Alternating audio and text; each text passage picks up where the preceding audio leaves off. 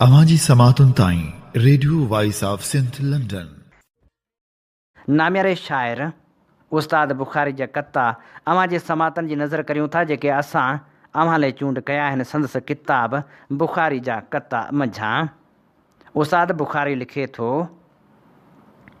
वतन जी जंग जोटी थो मुखालिफ़ थी, जे मलकल मौत ईंदो तब मरी वेंदो। असां सिंधियुनि खां आज़ादी खसण जे लाइ ख़ुदा आमिर सां गॾु ईंदो वरी वेंदो। बरो थो वठे तोखे गरजण खां ॿुधा, गरो बुंड हिक जे खणण खां वॾो आहे।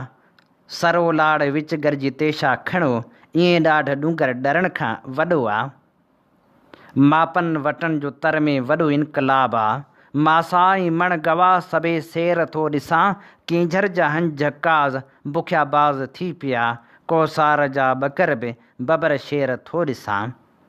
हर लफ़्ज़ तीर हर शेर बम हथनि में, गुफ़्तार खे ॿुधायो किरदार थी कुॾां थो। सुरबाट सूं हथो सां कहिड़ा करियां कननि में, जहिड़ो कलूर छेड़ियो ललकार थी उथां थो। ही सागर छिचकंदड़ ॼण ओछगारूं, हवा पाणी मथां पंहिंजूं पुकारूं। जे दुनिया में दवा हर दर्द जी आहे, किथे ऐं कहिड़ो आहे दिलि देस जो दारूं। तिखा गैरत भरिया अल्फाज़ कातिल ज़हर में बोड़े, चखायां यार खे चोबक त दुनिया वारा छा चवंदा। हुजे हथ में जुआलो ज़िलज़िलो जो हिन खे झंझोड़े, हणा हालार खे चोबक त दुनिया वारा छा चवंदा। मथां हर ज़माने में फ़क़्ति यज़दान हूंदो आहे, सदाईं पंहिंजी आदत में किरियल शैतान हूंदो आहे। किथे आला किथे अदना, कॾहिं नूरी कॾहिं नारी। अज़ीम इंसान हूंदो आहे, ख़सीस इंसान हूंदो आहे। जेको घर जी तख़्ती थो लाहे त वुंडो, को तारीख़ मेटी ऐं डाहे त पोइ छा। रुॻो आङरियूं पंज ठाहे त भूंडो, सॼी तुंहिंजी तहज़ीब गाहे त पोइ छा। ॾियूं इम्तिहान पर पढ़ण खां सिवा, ॾिसूं कामयाबियूं कहण खां सिवा। वॾा वीर सरजूं हणूं तीर छो, वठूं हक़ पंहिंजा वेहण खां सिवा। लंघी लक सोढ़ा वधी दग भरा थियो, तिखी डोड़ पाए वधी जग भरा थियो। जा मंज़िल मिले थी उहा ई चवे थी, अञा अॻु भरा थियो, अञा अॻु भरा थियो। त छो था दर्द ऐं दुआऊं बनायूं, उथो दर्द मंदो दवाऊं बनायूं। नथसि कंहिं बि बेनूर खे नूर आछो, किरोड़ियूं अथसि कंहिं कशाऊं बनायूं।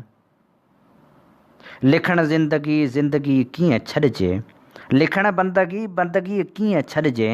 ॾुखे खां ॾुखियो इश्क अखरनि जो आहे, रखी दोस्ती दोस्ती कीअं छॾिजे। न जेको मिलियो तेज़ तहले तड़ां पियो, मिली जो वियो मौज तह मां वठां पियो। मां बेचैन सागर किनारनि में सोघो, न उथली सघां थो न बीही सघां थो। हथ ते रखंदो पत्थर साणो साणो सतो, लिखंदो रहंदुसि क़ौमी जज़्बो ज़िंदाबाद। जिभ में हणंदो कोका गुरड़ियूं गुरड़ियूं रतो, चवंदो रहंदुसि होशू दोदो ज़िंदाबाद। अख ते रखंदो टांडा टिचकी ॾींदुसि टिप, पोइ बि न चवंदुसि दलबो दोखो ज़िंदाबाद। सट सट लॻंदा फटका थिगड़ियूं थिगड़ियूं बुत, पोइ बि न चवंदुसि अहिड़ो खैरो ज़िंदाबाद। मुंहिंजा मारू मुर्दाबाद त तूं बि वॾेरा मुर्दाबाद। हक़ जा नारा मुर्दाबाद त तुंहिंजा उहिदा मुर्दाबाद। मुंहिंजी क़ौम मरे थी पई धीरे धीरे धरती ते, मूंखे लॻे थी तुंहिंजी ख़ुदाया दुनिया उक़बा मुर्दाबाद। मोहबत जे राहनि में राबेल आहियूं, अदावत जे दोॾनि मथां सेल आहियूं। भिटाई जे दर्जात टुकरियल आहियूं, ख़बरदार अख़ियार धाड़ेल आहियूं। असां बुह न आहियूं, असीं भूं आहियूं, लताड़े बि था धूड़ पायो लताड़ियो। चणा की न आहियूं, जे आहियूं त रुकजा, चॿाड़े सघो था त बेशक चॿाड़ियो।